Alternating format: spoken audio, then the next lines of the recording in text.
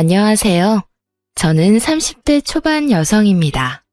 한치 앞을 알 수 없는 게 정말 인생인가 봐요. 요즘 제 인생에 큰 문제가 생겼거든요.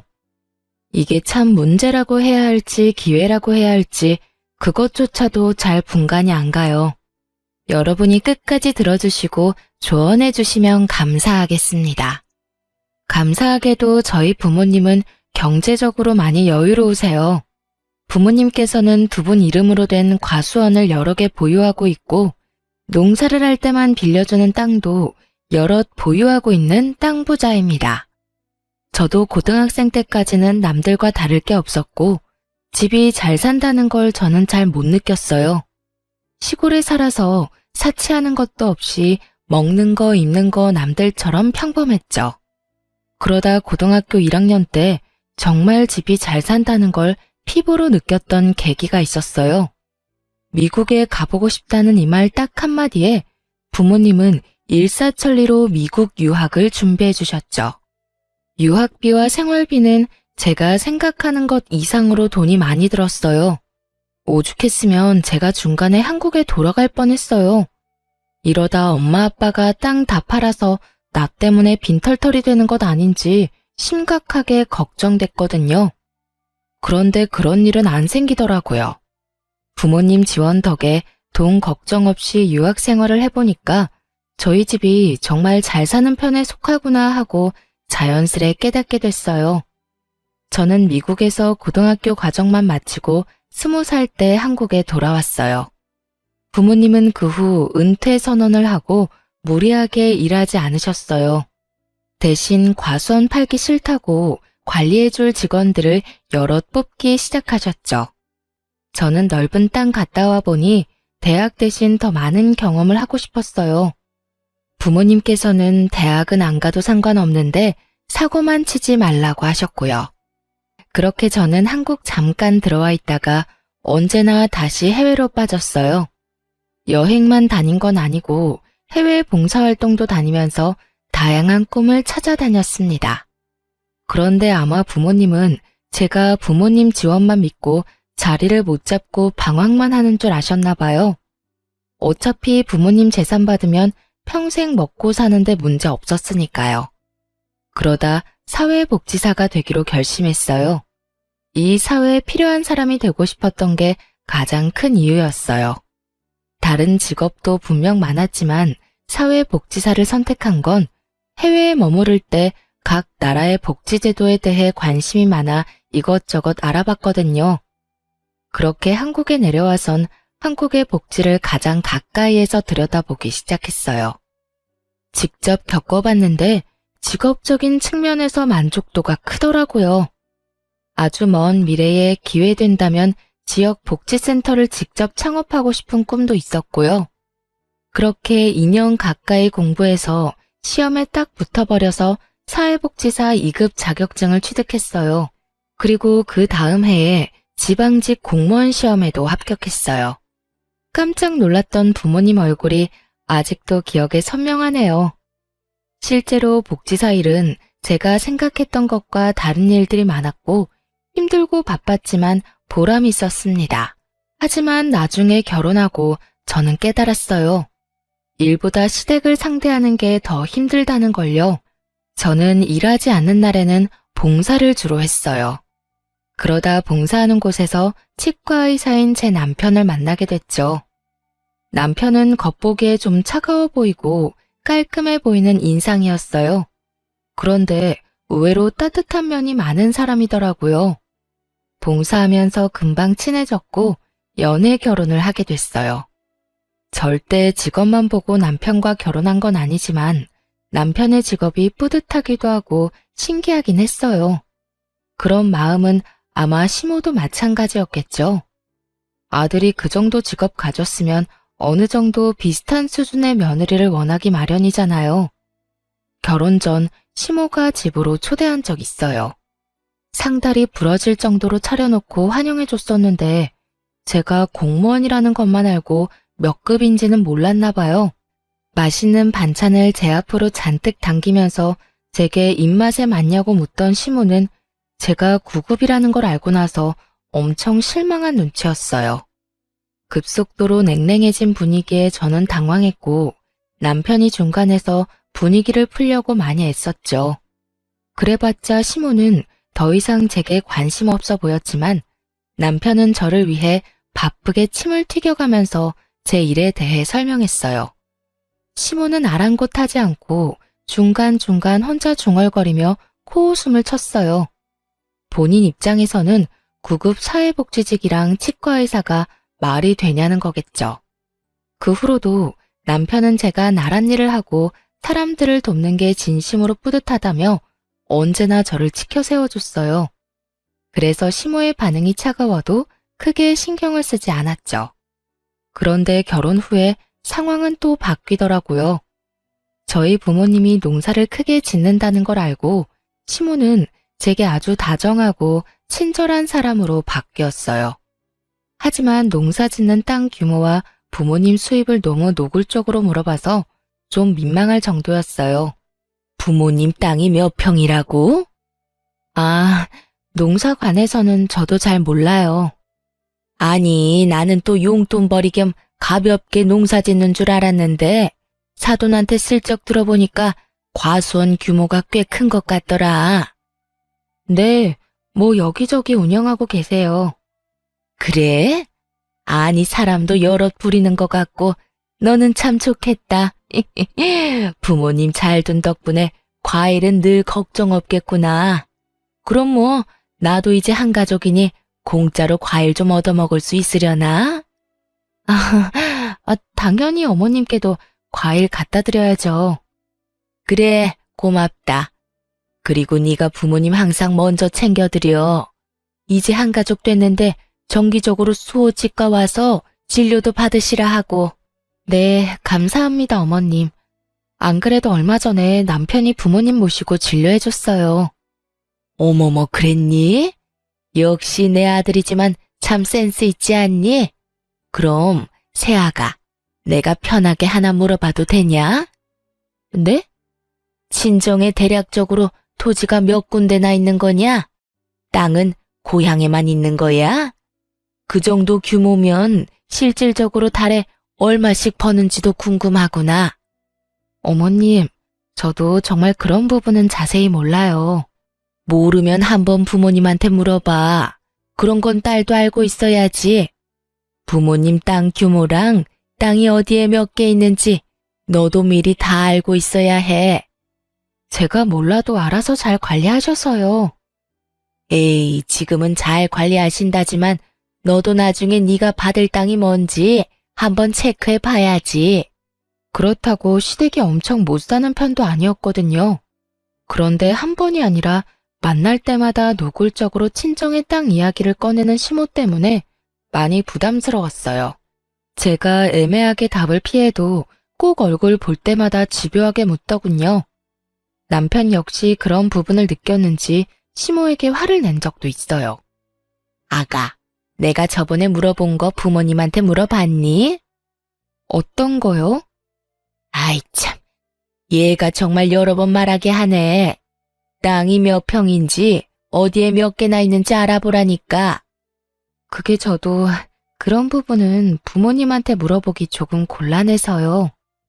아니, 네가 그 집 딸인데 그게 왜 곤란해? 네? 설마 너 부모님 친딸 아니니?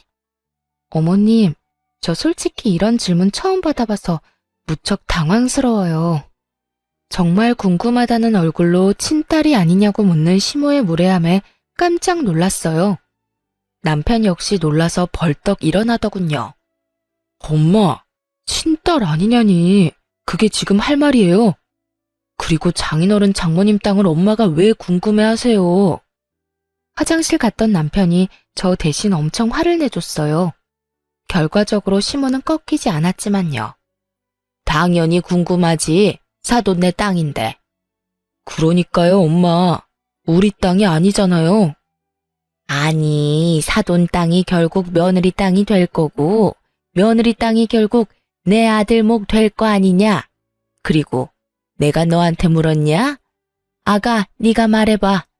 시어머니가 며느리한테 그런 것도 못 물어? 네, 못 물어봐요. 물어보는 사람이 이상한 거죠. 여보, 안 되겠다. 우리 그만 가자. 남편이 제 손을 끌고 나가려고 하자 시모는 더 이상 참을 수 없다는 듯 남편에게 소리를 질렀어요. 이수호, 너 정말 엄마 우습게 만들래? 엄마야말로 저 우습게 만들지 좀 마세요, 제발. 저도 남편에게 부모님 농사 지는다고만 했지 땅 부자다, 우리 집 잘 산다 이런 말 한 적 없거든요. 좀 궁금할 법도 한데 남편은 처음에만 놀랐고 전혀 묻지 않았어요. 그런데 시모가 이것저것 캐묻고 저를 불편하게 하자 남편은 보기 민망했는지 중간에서 잘 막아주더라고요. 시댁에서 나온 남편은 당분간 인사드리러 안 와도 될 것 같다며 제 잘못이 아니라고 저를 안심시켰어요. 본인이 해결하겠다며 약속했죠. 그리고 남편이 어떻게 말을 했는지 모르지만 이후로는 더 이상 시모가 불편한 질문을 하는 일이 없었어요. 하지만 시모는 궁금증이 많은 만큼 꿈도 크고 욕심도 많은 사람이었어요. 저희 부부 대신 저희 부모님을 공략했더라고요. 시모는 항상 제게 부모님 잘 챙기라는 말을 자주 했어요. 그것도 모자라 직접 제 부모님을 챙기기 시작했죠. 저희 부모님 초대해서 식사하는 건 기본이었고 같이 남편 치과에 진료받으러 가면서 친해지려 부단히 노력하는 것 같았어요. 처음에는 아무것도 모르고 그저 감사했는데 알고 보니 시모의 행동에는 다 속셈이 있었어요. 저와 남편이 결혼한 지 얼마 안 됐는데 남편 치과를 좀 개원해달라고 부모님한테 노골적으로 부탁하더라고요. 부탁이라기보다 당연히 해줘야 한다는 말로 느껴져서 솔직히 불편했어요. 사돈, 치과에 가보셔서 알겠지만 거기 원장이 우리 아들 학교 후배예요. 같은 치과 의사 면허 가지고 있는데 우리 아들은 개원할 돈이 없어서 후배 밑에 들어간 게 그렇게 속상해요. 엄마, 그게 뭐 어떻다고요? 남편은 후배 치과에서 일했지만 거리낌 없이 잘 지내고 있었어요. 시모의 그런 말이 오히려 남편 자존심에 스크래치를 내는 듯했죠. 너는 가만히 있어봐. 그러니까 사정 넉넉한 사돈께서 앞길 창창한 사위 좀 든든하게 챙겨주시는 게 어떨까요? 그래서 저희가 어떤 걸 도와줘야 할지. 사돈네 형편에 사위 치과 하나 개원해주는 거 그다지 어렵지 않으시잖아요. 여기저기 땅도 많으시고 들어오는 돈도 많으시고. 치과라. 알겠습니다. 아들 걱정이 되실만 하지요. 긍정적으로 생각해보고 내 따로 연락드리던가 하겠습니다. 아이고, 제가 남편이라도 있었으면 이런 말 안 하는데 사돈이라도 제 아들한테 믿을 구석이 되어주셨으면 해요. 우리 아들은 날개만 달아주면 더 잘 될 거예요. 네? 엄마, 제발 좀 그만하세요. 예? 괜찮다. 어머니가 아들 걱정에 그런 부탁할 수도 있지. 시모의 눈물 공격이 먹혔는지 저희 부모님은 긍정적이었어요. 하나밖에 없는 외동딸과 사위를 위해서 개원은 당연히 해줄 수 있다고 하셨죠. 하지만 오히려 남편이 거절을 했어요.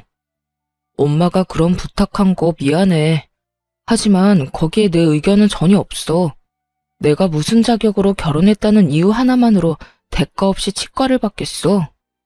근데 여보, 엄마 아빠가 당신한테 해주고 싶으시대. 솔직히 말해서 나 조금 자존심 상해. 난 당신한테 언제나 당당하고 멋진 남편이고 싶어. 언젠가 내 손으로 개원하는 거 보여주고 싶은데 장인어른 장모님 도움받으면 내가 너무 못나 보이잖아. 자기가 못날 게 뭐가 있어. 너무 멋있어서 탈인데. 남편은 언제나 제 일을 존중해주고 든든한 편이 되어주는 존재였어요. 그래서 저도 남편에게 그런 존재가 되고 싶었죠. 저희 부부는 긴 상의 끝에 감사하지만 부모님 마음은 거절하기로 했어요. 하지만 저희 부모님은 자존심이 밥 먹여주는 거 아니라며 독하게 말씀하셨죠. 아니, 자네 갑자기 왜 싫다는 거야? 아버님 개원은 제 힘으로 해결해 보겠습니다. 당장은 못하지만 몇 년 안 걸릴 거예요. 맞아, 아버지. 우리 지금도 충분히 잘 살고 있고 욕심 부리기 싫어요. 욕심을 왜 안 부려? 어느 정도 부리면서 살아야지. 그리고 너는 남편이 싫다 하면 너라도 받자고 해야지. 자네 지금 내가 내 딸이랑 결혼했다는 이유 하나만으로 이러는 것 같나? 치과 진료가 얼마나 비싼데 바가지 안 쓰고 안전한 치료를 우리가 또 어디서 받겠나?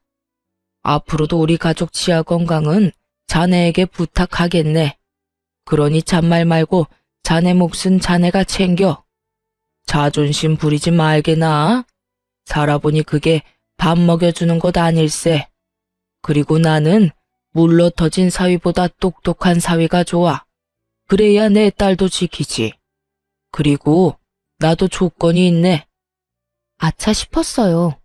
남편이 친정가족들 치과 치료비를 항상 부담하고 있었다는 걸 생각하지 못했어요. 저야말로 남편이 퍼주는 거 공짜로 다 받아놓고 심호 욕심 부린다고 생각한 게 속으로 좀 창피하더라고요. 아빠는 남편에게 치과를 개원해주는 대신 조건을 걸었어요. 만에 하나 저희 부부가 이혼하면 치과 자리를 당장 빼줘야 하고 더 이상 그 자리는 쓸 수 없다고 하셨죠. 남편은 그럴 리 없다고 깜짝 놀라면서도 진지한 아빠의 얼굴에 알겠다고 대답했어요. 시모 역시 이 소식을 듣고 이혼은 당치도 않는다며 웃었죠. 시모는 친정아빠가 그만큼 저희 부부 잘 살라고 하는 말일 거다 했지만 저는 저희 아빠가 내뱉은 말은 확실하게 지키는 분이란 걸 알고 있거든요. 정말 아빠는 개원할 상가 자리를 계약할 때 변호사를 불렀어요. 이혼하면 일주일 안에 자리를 빼기로 합의한다는 내용의 서류를 남편에게 작성하도록 시켰죠. 그런데 남편이 치과 개원하자마자 거짓말처럼 시모의 하대가 시작됐어요. 제가 남편의 치과 개원에 대해 생색내고 싶은 건 아니지만 만약에 저라면 제가 반대의 상황이었다면 며느리한테 더 잘해줄 것 같은데 저희 시모는 아니었죠. 여보세요? 어머님 어쩐 일이세요? 주변이 시끄럽구나. 요즘도 많이 바쁘냐? 네, 어머님 계속 바쁘네요. 넌 정말 가만 보면 몇 푼 번다고 그렇게 바쁘게 일해? 네? 그러니까 그깟 사회복지사 일 때려치우고 남편 내조나 해줬으면 하는구나. 어머님, 아무리 그래도 무슨 말씀을 그렇게 서운하게 하세요. 저한테는 제 일도 너무나 중요한 일인데요. 정말 중요한 일은 내 아들이 하는 일 같은 거지. 아니 그리고 복지는 내가 필요한데 넌 왜 엄한 곳 가서 일하니? 누구 도와줘야 보람 느낀다면 우리 집 와서 날 좀 돕던가. 어머님, 저한테 이 일은 그냥 돈 버는 수단이 아니고 배우는 과정이에요. 저도 나름 꿈꾸는 것들이 있는데 좀 응원해 주시면 안 될까요? 그러니까 그걸 우리 집 와서 배우라니까. 내 말이 이해하기 어렵니? 저 바빠서 이만 끊을게요. 어이구, 그래 너 잘났다. 이런 식으로 자주 전화를 해 바쁜 사람을 괴롭히더라고요. 저는 잘못한 거 없이 혼나는 게 일상이었죠. 물론 가만히 듣고만 있지 않았고 해달라는 대로 다 해주지도 않았어요. 하지만 업무 처리에 이어 시집살이까지 더해지니까 스트레스는 더해갔죠. 남편에게 굳이 말하지는 않았어요. 아니, 따로 말할 시간도 없었어요. 남편 역시 막 개원해서 일이 정말 많이 바빴거든요. 저렇게 최선을 다하는데 굳이 긁어부스럼 만들고 싶지 않은 마음도 컸고요. 그런데 그 전에 제가 먼저 초상날 지경이더라고요. 업무에 치이는 것보다 틈만 나면 똑같은 번호로 쌓이는 부재중 기록이 더 끔찍했어요. 날이 갈수록 살이 빠지고 수척해지자 남편도 어디 아픈 곳 있냐며 묻더라고요. 하지만 업무로 바쁜 남편 역시 저와 비슷하게 살도 훨씬 빠져 있고 얼굴도 수척했어요. 걱정하는 남편에게 저는 함께 거울을 보자며 둘 다 꼴이 많이 아니라며 애써 웃어 보였죠. 보약이라도 지어 먹자며 넘긴 다음날 큰일이 터진 거죠. 여느 때처럼 시모에게 전화가 왔는데 실수로 전화를 받고 말았어요. 밥 먹기 전에 들으면 체할 것 같아 그냥 모르는 척 끊을까 별 생각을 다 했어요. 그런데 수화기를 뚫고 나오는 시모의 고함 소리에 깜짝 놀랐죠. 야, 너 고졸이라며? 부모님 통해서 우연히 알게 됐는지 우렁찬 목소리로 시비를 걸더라고요. 사실 복지사 2급 자격증은 대학교 졸업이 필수인데 제가 유학까지 갔다 와선 뒤늦게 사회복지에 관심 생겨 학점 은행제로 준비했거든요. 온라인으로 취득한 학위이고 부모님도 그럴듯한 대학교는 다닌 적 없다고 알고 계시니 시모에겐 고졸이라고 말했던 거겠죠. 그걸 어떻게 들었는지 아주 속았다며 씩씩거리는 시모였어요. 시골 출신에 고등학교밖에 졸업 못했는데 감히 치과 의사인 내 아들을 넘봐? 너 도대체 양심이 있는 거니? 어머님, 고등학교만 졸업한 게 무슨 죄라도 지은 거예요? 제가 왜 어머님한테 이렇게 혼나야 하는지 도통 모르겠네요. 저는 유치하지만 욱해서 저 미국 유학 간 건 못 들으셨나 봐요? 라고 할 뻔했어요. 그런데 순간적으로 머리가 핑 도는 바람에 급하게 전화를 끊어버렸죠. 저도 많이 참았으니까 오늘은 남편에게 전부 말해야겠다 결심하면서 말이죠. 그런데 분명 동료들과 점심을 먹으러 가던 중이었는데 눈 떠보니 응급실이더라고요. 여보, 괜찮아? 뭐야, 병원이야? 여보, 나 기억이 없어. 쓰러졌대. 미안해. 내가 쓰러진 건데 자기가 왜 미안해. 울면서 사과하는 남편을 보는데 뭔가 이상했어요. 보니까 제 핸드폰을 꽉 쥐고 있더라고요. 핸드폰을 받고 보니까 역시나 시모 부재중 전화가 100통 넘게 쌓여 있었어요. 제가 눈을 뜨기 전까지 제 핸드폰을 살펴봤나 봐요. 그동안 시모가 저를 구박하고 닥달하는 문자와 연락들을 다 본 건지 너무 미안하다며 병원에서 무릎 꿇고 사과하는 착한 사람이었어요. 대충 보니까 제가 쓰러진 후에도 고졸이 어쩌고 저쩌고 제게 며느리가 아니라 순 사기꾼이라며 폭탄 문자를 보내놨더라고요. 남편은 제 핸드폰에서 시모 전화번호를 차단시켰어요. 제가 기운을 차리고 나서야 눈치 못 챈 자신의 잘못이 크다며 왜 진작 말 안 하고 참고만 있었냐며 저를 혼내더라고요. 그러곤 제 앞에서 시모에게 연락해 분명하게 화를 내는 남편이었어요. 엄마가 사람이에요? 툭 하면 일 그만둬라. 남편한테 내조해라. 우리 집 와서 빨래나 해라. 그런 문자들을 도대체 왜 보낸 거예요? 그걸 네가 어떻게 알아? 아휴, 그새 지 신랑한테 다 일렀나 보네. 내가 어디 무서워서 며느리한테 문자 한 통 보내겠냐? 이 사람 쓰러졌어요. 아니 어떻게 남보다 더 하세요? 한 통이요? 한 통이라고요? 내가 본 것만 몇백 통인데. 그리고 이 사람이 고등학교를 졸업하든 대학교를 졸업했든 그게 어머니랑 무슨 상관이에요? 학력 당연히 상관이 있지. 아니, 걔가 쓰러졌다고? 지금부터라도 무서운 줄 아시고 연락하지 마세요. 차단해놨지만 혹시라도 다른 번호로 연락하지 마시라고요. 그 이후로 시모의 연락은 물론 명절에도 시댁에 갈 필요 없다며 저를 안심시켜주더라고요. 정말 이번 명절에 어머님 댁 안 가도 돼? 엄마가 정신 차리고 제대로 사과하실 때까지 절대 안 만날 거야. 꽤나 단호한 남편 보고 저는 차라리 진작 말할 걸 후회했어요. 머뭇거리지 말고 진작 말했으면 이렇게 내 건강까지 악화되지 않았을까 싶었죠. 언제나 제게 잘해주는 남편이었지만 혹시나 저와 시모의 갈등과 불화를 알면 부부 사이에 불화가 생기진 않을까 머뭇거린 것도 사실이에요. 완벽한 내 편이 되어준 남편 덕에 시모는 많이 반성한 듯 보였어요. 굳이 저의 직장에 찾아와서 고생이 많다며 말 몇 마디 건네러 오셨더라고요. 다른 동료들에게 며느리 잘 부탁한다며 인사도 했죠. 몸은 좀 괜찮고? 네, 남편이 많이 챙겨줬어요. 네가 이렇게 힘들게 일하는지도 모르고 그동안 내가 심술 부려서 미안하구나. 그렇게 찝찝하지만 시모와 화해를 했어요. 다시는 저희 부부 사이에 껴서 일을 만들지 않겠다며 남편과 약속도 했다더라고요. 그땐 정말 시모의 진심이 보였거든요. 그리고 남편을 봐서라도 한 번 더 그 진심을 믿기로 했어요.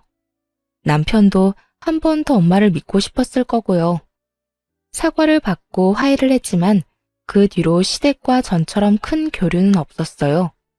그런데 남편 치과에 갔다가 입구에서 시모랑 시모 친구들이랑 딱 마주친 거예요. 세아가, 어머님, 오늘 치과 진료 보러 오셨어요? 아니, 오늘은 나 말고 내 친구들 진료 본다 해서 따라왔지. 어머, 이렇게 마주칠 줄 알았으면 미리 연락할 걸 그랬다. 여기 얘들아, 내가 항상 칭찬했던 내 며느리. 시모는 제게 친한 척 팔짱을 꼈고 마치 친구들에게 사이가 좋다는 걸 보여주려 하는 느낌이었죠. 아, 어머님 친구분들이세요? 안녕하세요. 안녕하세요. 결혼식 이후로 처음 보네요. 결혼식이 워낙 정신없는 날이니까 다들 누군지 기억은 잘 안 났어요. 대충 들어보니 시모의 대학 동문들이었죠. 저 새아가, 혹시 너 차 가져왔으면 유압 식당까지만 우리 태워줄래? 참 차키를 손에 들고 있는데 차를 안 가져왔다고 할 수도 없는 노릇이었어요. 게다가 시모가 전보다 조심스럽게 부탁을 해서 딱 잘라서 거절하기 어렵더라고요. 아직까지는 시모랑 관계가 많이 어색했어도 시모만 있는 게 아니었으니까 눈 딱 감고 부탁을 들어줬죠. 그런데 식당까지 태워주고 가려는데 시모가 밥 먹고 가라며 계속 붙잡아서 저는 예상에도 없던 식사 자리까지 합석하게 되었어요. 한참 식사를 열심히 하던 시모 친구들은 갑자기 웃으며 영어로 대화를 시작하더라고요. 너무 어이가 없었죠. 이게 뭔 일인가 싶었고요. 안 그래도 자리가 불편해서 밥을 깨작거리고 있었는데 난데없는 영어 대화에 이게 무슨 상황인가 눈치만 살폈죠. 영어로 대화하는 걸 한참 가만히 듣고 있었는데 듣다 보니 학벌에 민감했던 게 아마 친구들 때문이었던 걸까 싶었어요. 몇 명이 좀 유난스럽게 발음을 굴리며 저를 한 번씩 쳐다봤거든요. 아마 알아듣는지 못 알아듣는지 마치 저를 테스트하는 것 같았어요. 그리고 시모는 친구들보다는 서툰 영어였지만 대화에 참여하기 시작했죠. 의도를 알고 나니 기분이 조금 나쁠 수도 있는 상황이었지만 저는 그냥 나이에 관계없이 언어를 열심히 공부하는 시모와 시모 친구들이 오히려 멋있다고 생각이 들더라고요. 그런데 갑자기 시모 친구 중 한 명이 저를 보고 기분 나쁘게 웃었어요. 지금 우리 대화 못 알아듣는 거냐고 그 사람이 말하기 시작하자 그들의 일상적인 대화는 멈추고 타겟은 제가 되었죠. 시모 친구가 제 얼굴이 성형하지 않은 자연인지 묻더라고요. 그리고 시모는 못생겼지만 자연이라고 답했어요. 전부 다 문법도 틀리고 그렇게 영어가 유창한 것도 아니었는데 그런 실력으로 저를 험담하는 게 너무 기분 나빴죠. 어머님, 모르셨나 봐요. 저 자연 아니고 코는 주사 맞은 거예요. 그리고 그 정도 유치원생 수준의 영어는 저도 다 알아듣죠. 어머님 사람 참 쉽게 안 바뀌죠?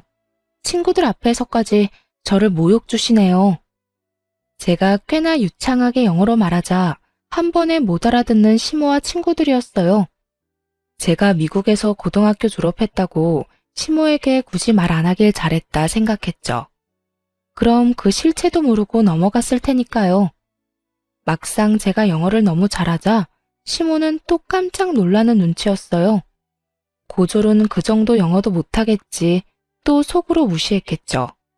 시모 친구들도 제게 영어 발음이 너무 좋다며 칭찬하면서도 제가 말한 걸 절반도 못 알아들었는지 괜히 머쓱해하는 눈치들이었죠.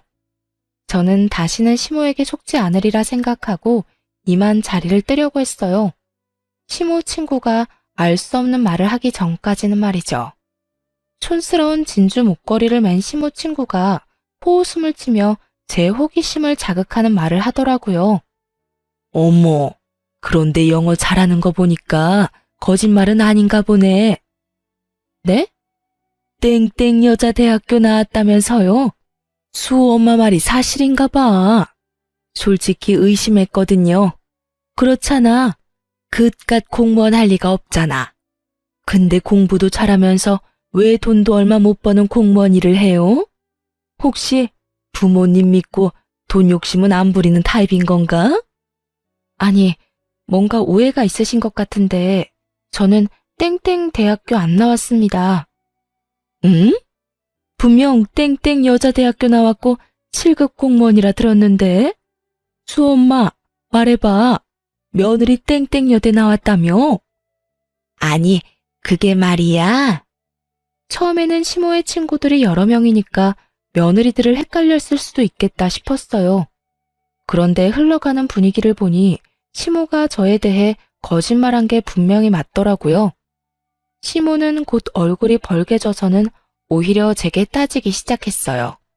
아마 자기 장단을 좀 맞춰달라는 신호를 보낸 거겠지만 제가 호구도 아니고 그 상황에서 왜 시모 장단을 맞춰주겠어요? 너 무슨 소리냐? 뭐 잘못 먹었어? 아이 참, 우리 며느리가 저번에 과로로 쓰러지고 아직 상태가 안 좋나 봐. 어머님, 저 멀쩡해요. 제가 땡땡여대 나왔다고요? 저 고졸이라고 어머님이 소리 지른 그날 저 쓰러졌었잖아요. 기억 안 나세요? 어머 세상에 고졸? 명문대 나왔다는 거 다 거짓말이었네. 콧대 높은 시모 친구들은 이때까지 며느리 자랑해왔던 게 다 거짓말이었냐며 시모를 비웃기 시작했어요. 이게 친구 사이가 맞는 건지 헷갈릴 정도로요. 심지어 몇 명은 기분 나쁘다며 곧바로 자리를 박차고 일어났고 2명은 남아서 시모에게 왜 거짓말을 했냐며 끝까지 따져 물었죠. 그럼 혹시 부모님이 강남의 유명한 건물주라는 것도 설마 거짓말이에요? 시모는 이번만큼은 정말 거짓말 해주길 바라는지 더 애절한 눈빛을 보내더라고요. 무슨 의도로 그런 거짓말로 저를 둔갑시키고 친구들에게 거짓말을 한지는 모르겠지만 저는 진실을 밝히기로 했어요. 이미 비정상적인 시모에게 애정이란 건 남아있지 않았거든요. 저희 부모님은 시골에서 농사 지으세요. 뭐? 농사? 예, 순 거짓말 아니야? 너 그래 놓고 우리 며느리들은 뭐 볼 거 있냐고 무시했냐? 겨우 고졸 며느리의 촌뜨기 사돈 두고? 수엄마, 며느리도 그다지 보잘것 없으면서 누가 누구더러 며느리 잘못 들였대. 나 참 웃겨서 거짓말쟁이가 따로 없네. 시모 덕에 저는 생전 겪어본 적 없는 모욕감을 느꼈죠. 시모에게 따져 묻는 시모 친구들 덕에 속은 시원했지만 한편으론 그들도 똑같은 인간들이란 걸 알려주고 싶었어요. 결국 그들이 대놓고 저와 저희 부모님 흉을 보는 거였으니까요. 저는 저희 어머님만 되게 형편없는 줄 알았는데 아줌마들도 아주 형편없으시네요. 영어로 대화하는 그 수준도 그렇고요. 어디 가서 사람 무시하려고 본인들끼리 치졸하게 영어로 대화하지 마세요. 문법 틀려 발음 구려 무엇보다 굉장히 교양 없어 보이거든요. 그리고 앞으로는 내 남편 치과에 얼씬도 하지 마시고요. 참 기가 막혀서. 시모 친구들은 저와 시모에게 혀를 내두르며 바삐 사라졌어요.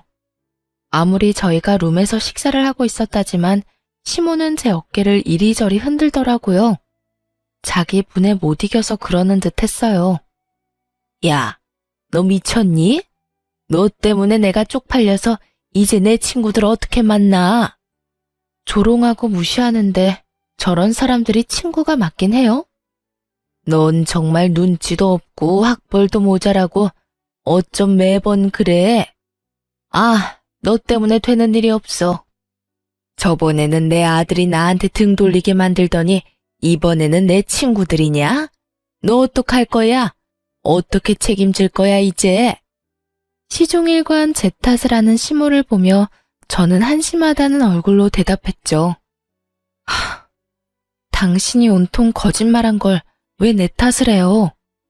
내 잘난 아들이 어쩌다가 이런 물건이랑 결혼을, 아이고, 공무원도 급이 있는데 겨우 이런 덜 떨어진 구급을 만나서 내 팔자가 이렇게 꼬였어. 정말 직업으로 사람 비하하는 게 얼마나 쪽팔린 일인 줄도 모르고 끝까지 남 탓만 하며 저를 개무시를 하더군요.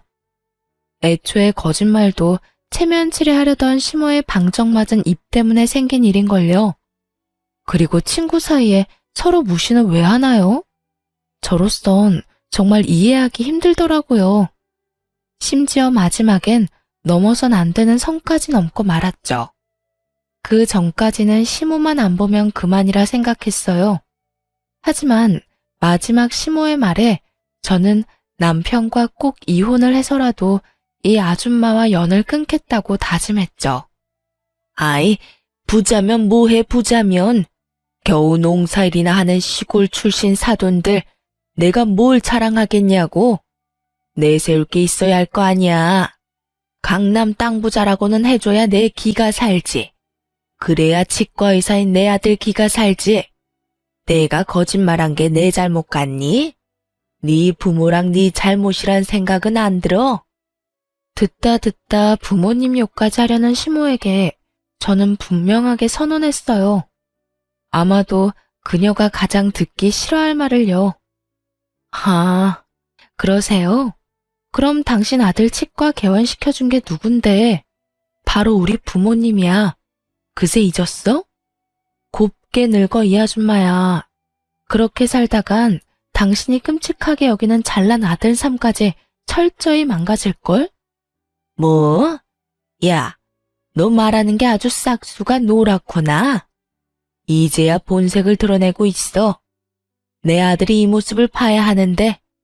그리고 내 아들이 왜 망가져? 너 정신 나갔니? 네가 뭔데 내 아들에 대해 함부로 떠들어? 똑바로 들어요.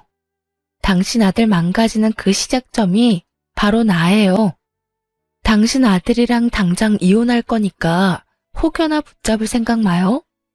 난 이만 물러날 테니까 본인이 꿈꾸는 며느리랑 사돈들 열심히 찾아서 꼭 당신 잘난 아들 옆에 새로 세워요. 알겠죠? 너 주제를 모르구나. 네가 없다고 우리 아들이 왜 망가져? 참나, 내가 못할 줄 알아? 내 아들 이제 어엿하게 치과 개원해서 원장인데 돌싱이라도 너보다 좋은 스펙 여자들 줄을 설 것이다 아마. 아줌마, 과연 그럴까요? 제가 마구 비웃자 시모는 기분 나쁘다며 벌떡 일어나 저의 멱살을 잡기 시작했죠. 강하게 뿌리치려는 그때 마침 식당에 도착한 남편이 아연질색하며 시모를 대신 밀치더군요. 이젠 남편이 어떻게 알고 찾아온 건지도 상관없었어요. 저는 시모에게 질릴 대로 질려서 남편 역시 꼴도 보기 싫더라고요. 당신 괜찮아? 안 괜찮아 보다시피. 당신이랑 당신 엄마 이제 정말 지긋지긋해. 난 정말 더 이상은 당신이랑 엮이고 싶지 않아. 너희 엄마 나로 모자라서 이젠 우리 부모님까지 모욕하더라. 인간이라면 절대 하면 안 될 짓이지. 더 이상 상종하고 싶지 않아. 여보, 내가 정말 미안해. 일단 우리 집 가서 얘기하자. 응? 아들, 뭘 네가 미안해. 이제 쟤랑 끝이다. 네가 방금 쟤 말하는 꼴을 봤어야 해. 아주 몹쓸 물건이야 저거. 엄마, 제발 그만해요 제발. 이제 정신 차렸다면서요. 아들, 넌 이제 엄마 말은 들어보지도 않을 거야? 저 여우 같은 게 저번부터 슬슬 이간질하며 너랑 내 사이 갈라놓는 걸 아직도 모르겠어? 그건 엄마겠죠. 멀쩡한 아들 부부 사이 갈라놓는 게 엄마잖아요. 아니, 아들이 치과의사면 뭐해요? 나 아직 아무것도 아니야. 공부한다고 쌓인 학자금 갚느라 아직 숨통도 안 트였어. 겨우 이 사람이랑 장인어른 지원 덕에 먹고 사는 거라고. 근데 이게 무슨 경우야? 엄마가 무슨 자격으로 내 결혼 생활을 이런 식으로 망쳐요? 남편이 울부짖는데도 시모는 믿는 구석이 있는지 코웃음을 치더군요. 걱정 마. 엄마가 변호사 알아볼 테니까. 이혼하면서 재산 반은 들고 올 수 있다는데 네 몫은 엄마가 변호사 써서 단단히 챙겨줄 거야. 아무런 이유 없이 이혼 당할 수는 없지. 너 이제 원장님이야. 무서울 거 없고 꿀릴 거 없다고. 말도 안 되는 소리 마요, 진짜. 그리고 그 치과가 내 거예요? 아니, 엄마는 왜 사람이 고마워할 줄을 몰라요, 왜? 참나. 이제 네가 원장인데 당연히 네 치과지. 그리고 줬다가 빼앗는 게 뭐 쉬운 줄 아냐? 어디서 주워들은 건 있는데 무식해서 정확하게 알지 못하는 시모였어요. 왜 그런 말이 있잖아요. 무식하면 용감하다. 딱 그런 모습이더라고요. 유책 사유도 제게 없을 뿐더러 부부 재산을 반반 나누기에는 혼인 기간조차도 한참 모자랐죠. 남편은 이미 알고 있는 눈치인지 새하얗게 질려 연신 나불대는 시모의 입을 막기 급급했죠. 저는 그런 시모의 모습에 제대로 웃음이 터졌어요. 아, 너무 웃겨서 눈물이 다 나네. 죄송하지만 저 한마디만 할게요. 저 지금까지 봉사하고 다니느라 모은 돈 많지 않아요. 아직 부모님한테 상속받은 거 아무것도 없어서 재산은 하나도 없다고요. 있다 해도 법적으로 나눠 가질 수 없는데 뭘 제대로 알고나 말하세요. 반반 나누기에는 결혼 생활이 너무 짧잖아요. 뭐 우리가 이렇게 단기간에 이혼하는 건 다 아줌마 탓인 건 아시죠? 재산을 반으로 나눌 수 없다는 말에 시모는 꽤나 당황하는 눈치였죠. 그러더니 호흡이 점점 거칠어지더군요. 애써 괜찮은 척 자기 아들 치과 하나는 건졌으면 됐다고 가슴을 쓸어내렸어요. 그러면서도 제게 본때를 보여주겠다는 비장한 표정을 짓더군요. 그러면서 시모는 남편에게 당장 이혼하라며 온 힘을 다해 호통쳤어요. 혹여나 이혼하면 치과 건물 그대로 반납하고 남편은 빈손으로 나가기로 계약서 썼는데 그 중요한 사실을 시모만 모르는 듯 했어요. 한 번 언질했던 건 정말 저희 아빠의 농담인 줄 알았나 봐요. 망연자실한 얼굴의 남편이 힘겹게 정말 그만하라고 시모를 붙잡았어요. 엄마, 제발. 남편이 잘못한 게 있다면 저런 시모 밑에서 태어난 거라 생각했어요. 차마 따지지는 못하고 분에 차 부들부들 떨고 있는 자기 엄마에게 진실을 꺼내지 못하는 남편 대신 제가 입을 열었네요. 아빠가 치과 개원해줄 때 저랑 이혼하면 이 사람 치과 포기하기로 계약서에 다 적어놨어요. 이 사람은 알겠다고 거기 서명했고요. 그러니까 이혼하면 더 이상 치과 원장 아들은 없는 거죠. 뭐라? 아들, 저년 말이 사실이야? 정말이지 피로하고 지치네요. 변호사 통해서 연락할게요. 남편도 양심은 있는지 시모 앞에서 더 이상 매달리거나 붙잡지는 않았어요. 하지만 그 후에 남편은 손이 발이 되도록 울면서 빌었어요. 여보, 이혼은 다시 생각해봐주면 안 될까? 아니면 별거라도 해서 우리 상황이 다시 나아질 때까지 조금만 기다려주면 안 될까? 내가 평생 엄마랑 연 끊고 살게. 우리 잘 살 수 있을 거야, 응? 제발 여보. 미안해. 난 이미 생각 정했어. 여보. 솔직히 저는 모자의 연이 그리 쉽게 끊길 거라 생각 안 했어요. 무엇보다 남편이 당장 치과 때문에 제게 매달리는 것 같았고요. 하지만 몇 날 며칠을 울면서 붙잡는 남편 보면서 마음 약해진 저는 남편에게 치과만큼은 뺏고 싶지 않더라고요. 다들 저보고 멍청하다 했지만 개원했을 때 그의 표정이 잊혀지지 않아서 그 좋았던 추억까지 더럽히고 싶지 않았어요. 그래서 부모님 설득시켜서 월세만 받을 테니 이혼하더라도 치과는 그대로 운영하라고 남편에게 말했어요. 남편이 그대로 이혼하고 나가면 정말 빚만 잔뜩이라서 혹시라도 안 좋은 생각할까봐 부모님이 마지막 배려를 해줬어요. 근데 저희 남편은 끝내 치과 문을 닫았더군요. 이혼이 확정나지도 않았는데 그 전에요.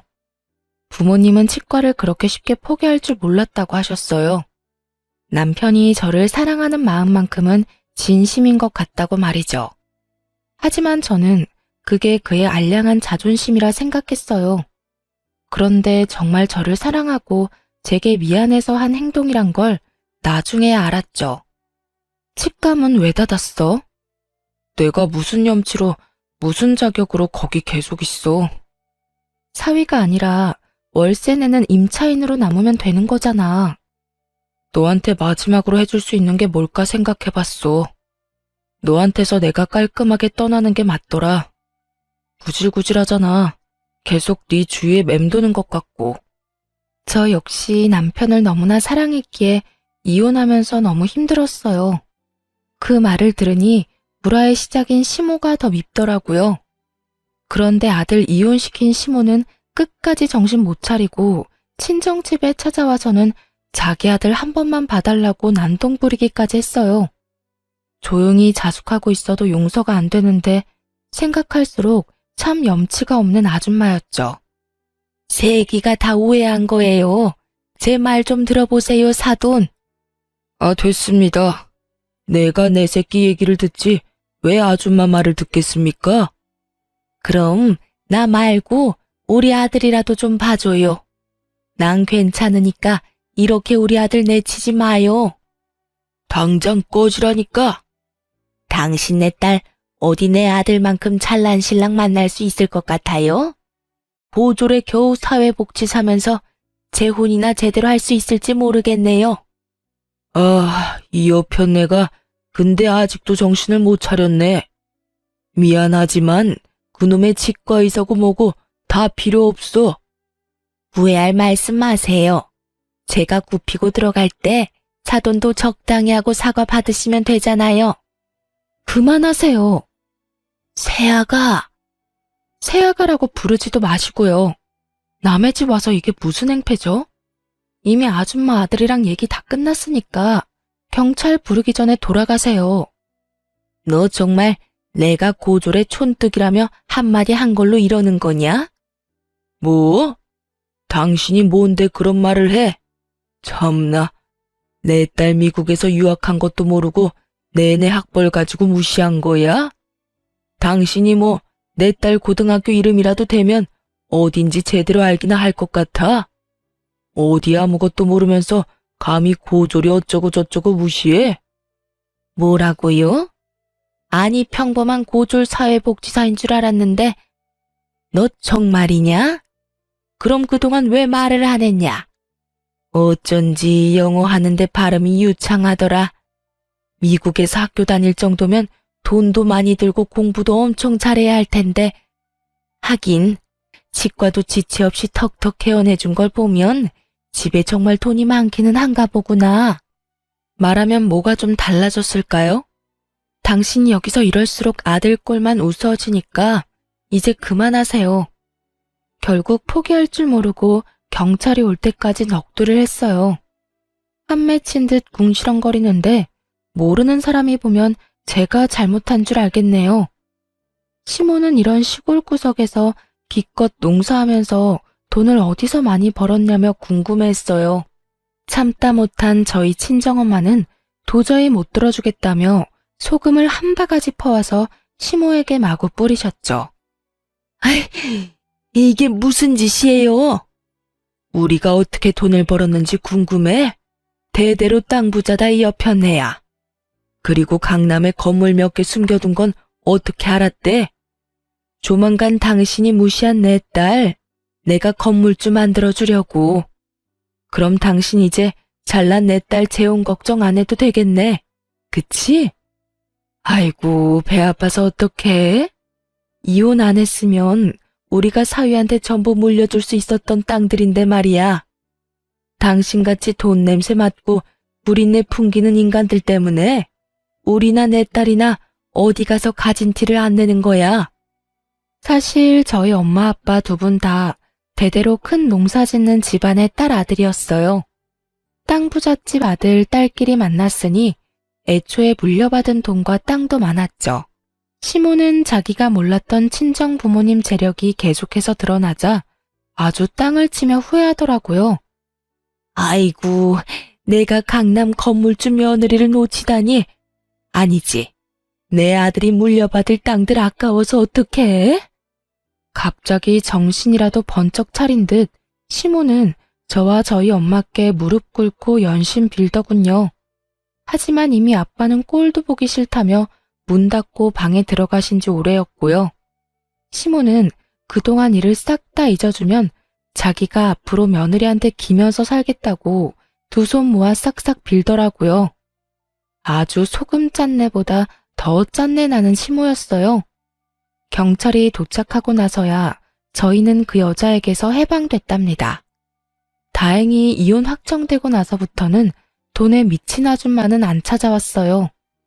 조정기간 때는 지푸라기라도 붙잡는 심정으로 찾아왔던 것 같고요. 콩고물 떨어질 거 있을 때는 달려들고 아닐 때는 완전히 나가 떨어지더군요. 하지만 분명 가지지 못한 땅들 욕심내며 평생 가슴에 두고 후회하겠죠. 저는 이혼하고 몇 년은 정말 남편을 잊기 위해서 열심히 살았어요. 그리고 현재는 복지직 일도 그만뒀답니다. 결코 시모의 비하 때문에 그만둔 건 아니고요. 이혼한 김에 오랫동안 계획했던 일들을 앞당겨 했죠. 그래서 지금 한국이 아닌 해외에서 봉사활동을 하고 있어요. 아직도 세상 어딘가에는 제 도움을 필요로 하는 곳이 있으니까요. 그리고 여러분께 지난 3년간의 사연을 들려드리는 이유도 최근 특별한 인연이 저에게 찾아와줬기 때문이에요. 전 남편은 자기 엄마랑 인연을 완전히 끊었고 치과도 문을 닫은 후 어디서도 개원하지 않았어요. 몇 년을 어떻게 사는지 근황조차 들리지 않아 걱정은 됐어요. 혹시라도 이혼하고 치과 닫고 안 좋은 생각할까 봐요. 근데 해외 봉사하는 곳에서 전 남편을 딱 만난 겁니다. 안 좋게 헤어졌는데 저를 보고 너무 환하게 웃으며 인사하는 그였어요. 저는 처음에는 너무 놀라서 모르는 척 그의 인사를 안 받아줬어요. 하지만 그는 계속해서 일을 핑계로 저에게 다가왔습니다. 저는 또 어쩔 수 없이 앞으로 반년을 그의 얼굴을 보고 지내야 하는 상황이라 대화는 받아줬어요. 그런데 며칠 전 그가 이렇게 말했죠. 우리 다시 시작하면 안 될까? 미쳤어? 처음에는 정말 미쳤다고 생각했어요. 하지만 타지에서 기댈 곳이 필요했던 저는 은근히 흔들리기도 했네요. 이렇게 여기저기 떠돌아다니면서 우리가 마음 가는 곳에 정착하자. 나 어디서든 밥벌이는 할 수 있어. 프로포즈는 한 번으로 좋게. 더 이상 너랑 엮이고 싶지 않다는 말 기억 안 나? 그건 우리 엄마한테 하는 말 아니었어. 나 우리 엄마랑 완전 인연 끊었어. 솔직히 금방 끊지는 못했어. 그럴 자신이 없어서 너랑 이혼도 한 거였어. 너 더는 힘들게 하고 싶지 않았거든. 이혼 후에 전 시모는 보란 듯이 더 잘 살아야 된다며 집안 괜찮은 여자 소개시켜 줄 테니 얼른 재혼하라고 아들을 들들 볶았나 봐요. 전 시모는 하루도 빠짐없이 여자 리스트를 뽑아왔다고 하더라고요. 전 남편은 안 그래도 저와 이혼 후 많이 힘들었는데 더 힘들게 하는 엄마를 보면서 마음을 다잡고 결심했대요. 자기가 숨쉬고 살려면 엄마와 시간을 두고서라도 모자의 연을 완전히 끊어야겠다고요. 그렇게 전 남편은 모든 걸 정리하고 백수로 며칠 살다가 우연한 기회로 제 소식을 듣고 함께 해외 봉사에 참여한 거였대요.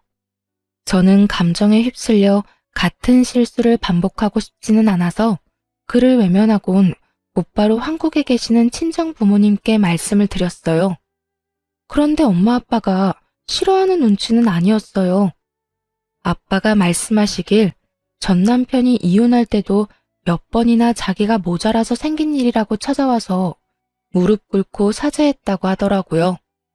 그리고 전 남편은 이혼하면서 결혼 후 치과 운영했던 개월수를 계산해서 월세도 한꺼번에 입금했다 하네요. 부모님은 일부러 제가 신경 쓸까봐 말 안 했고요. 마음이 너무 싱숭생숭한데 어제 전 남편이 제게 한 번 더 물었어요. 너 정말 나랑도 더 이상 엮이고 싶지 않아? 지난 몇 년 동안 나 정말 열심히 일했어. 이젠 빚도 없고 나 모아둔 돈도 꽤 있어. 근데 내 옆에 당신만 없더라. 지금 당장 대답하지 않아도 돼. 같이 지내는 시간만큼이라도 긍정적으로 생각해줘. 기다릴게. 시모와의 마지막을 제게 이야기해주며 절대 다시 만날 일 없다며 안심시켰어요. 아무리 아들이 이혼하고 원장 소리는 못 들어도 어쨌든 치과의사잖아요. 그런데도 전 시모는 욕심을 버리지 못하고 전 남편에게 심한 말을 했다네요. 너 어디 여자 보는 눈 없어서 쫄딱 망한 걸 엄마 탓을 해? 천하의 썩을 놈. 너 어디 나랑 영 끊고 잘 사는지 내가 두고 본다. 나 때문에 이혼한 거는 원망스럽고 내 덕에 원장 소리 들었던 건 안 고맙고 에라이 괘씸한 놈아. 끝까지 자기 잘못은 없다는 전 시모. 너무 이기적이지 않나요? 가만 보면 아들로서 사랑하기보단 자신의 인생 전리품으로 그 사람을 생각하는 듯 했어요. 결국 자업자득으로 혼자가 됐다고 생각해요. 과연 세상 끝나는 날에도 끝까지 아들을 안 찾을지 의문이네요. 저희 부모님은 그냥 마음 가는 대로 재결합하고 싶으면 하라고 하셨어요. 이제는 못된 시모도 더 이상 없고 전 남편의 사람 됨됨이는 이미 검증됐다고 말이죠. 그래서 제가 요즘 고민이 많아요, 여러분. 여러분은 제가 전 남편과 재결합하는 걸 어떻게 생각하시는지 궁금해요. 실제로 저랑 비슷한 사례가 많다는데 저는 그 끝까지 안 가봐서 무섭거든요. 사실 전 남편에 대한 마음은 여전히 남아있는데 재결합하는 건 조금 두려워요. 그렇다고 연애를 하는 것도 웃기고요. 여러분의 의견을 댓글로 남겨주시겠어요? 그럼 지금까지 긴 사연 들어주셔서 정말 감사합니다.